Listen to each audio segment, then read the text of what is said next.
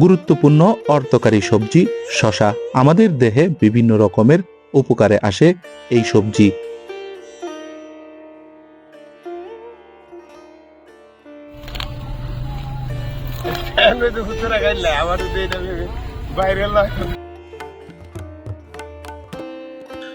আব্দুল মান্নান একজন পরিশ্রমী কৃষক।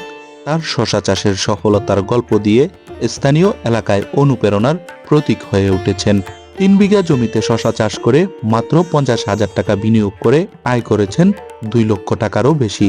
তার সঠিক পরিকল্পনা, কঠোর পরিশ্রম এবং চাষাবাদের আধুনিক পদ্ধতির মাধ্যমে এই অর্জন সম্ভব হয়েছে।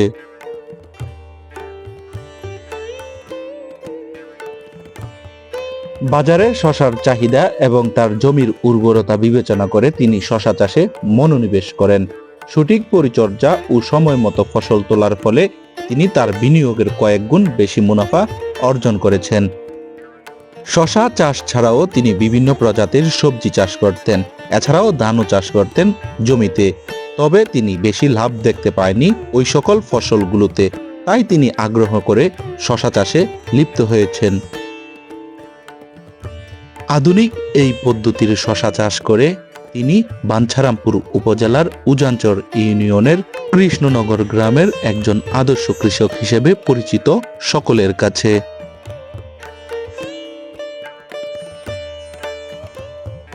তরকারি আপনার এই তরকারি বেচতে আমার এবার সরকারের বীজ দিছে, পরে বাজারে বীজ আছে আমার। নিজের উৎপাদিত ফসল বিক্রি করেন? নিজের উৎপাদিত কিনা পাশাপাশি বেশি। আব্দুল মান্নান জানান, শসা চাষে ঝুঁকি থাকলেও ফলন ভালো হওয়ায় তিনি অত্যন্ত আনন্দিত।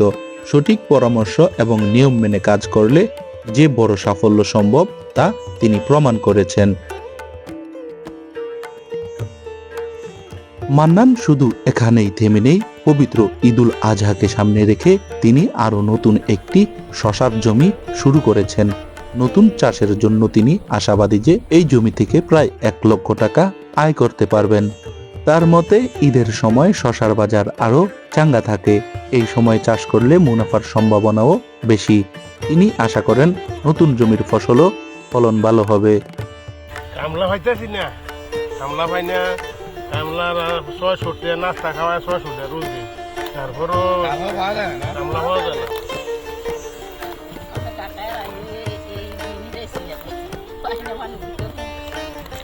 আমরা কাম হয়ে যায়, আমরা অন্য কাজ জানি না, কৃষি কাজে করি। মান্নানের এই সাফল্য স্থানীয় কৃষকদের জন্য একটি উদাহরণ হয়ে দাঁড়িয়েছে। অনেকেই তার সাফল্য দেখে শসা চাষে আগ্রহী হচ্ছেন। তিনি বলেন, কৃষি আমাদের জীবনের মূল ভিত্তি। যারা সঠিক পরিকল্পনা নিয়ে কাজ করে তারা অবশ্যই সফল হবেন। কৃষি কাজ কত বছর ধরে করতেছেন?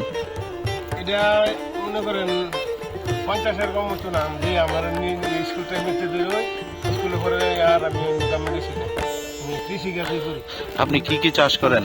আমি টমেটো করছি, তারপরে আপনার উস্তে আছে না, করলা করছি, তারপরে আপনার এরি ক্ষেত করছি, তারপরে বিভিন্ন আমার কৃষি কাজ।